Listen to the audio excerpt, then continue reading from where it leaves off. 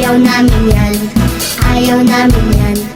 Ayaw namin yan. Ayaw namin yan. Single-use plastic. Ayaw namin yan. Dahil masama sa kalikasan. Pagkakalat sa estero at daan. Ayaw namin yan. Ayaw namin yan. Ayaw namin yan. Pagkakalat sa estero at daan ay masama sa kalikasan. Batang bibo, ako yun! Ng kalikasan. Ako din!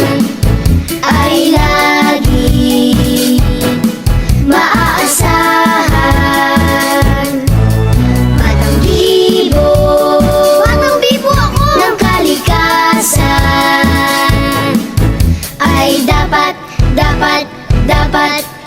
natularan. Ang pagtatanim ng puno at halaman, gusto namin yan. Gusto namin yan. Gusto namin yan. Ang pagtatanim ng puno at halaman ay maganda sa kalikasan.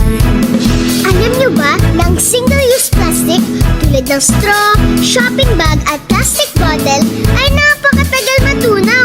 Matatanda na tayo, hindi pa rin sila nabubulok. Talaga? Naku po!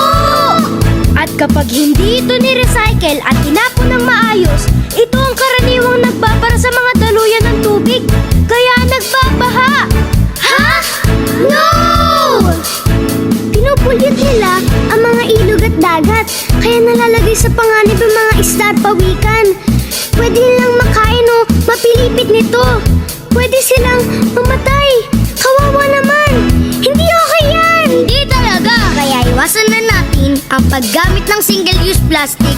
Gumamit ng baso o reusable container para sa mga inumin at eco bag o bayong para sa pamimili natin.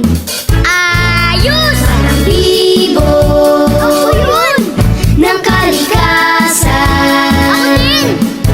Ay lagi maaasahan. Batang bibo, ako! Ng kalikasan ay dapat natularan.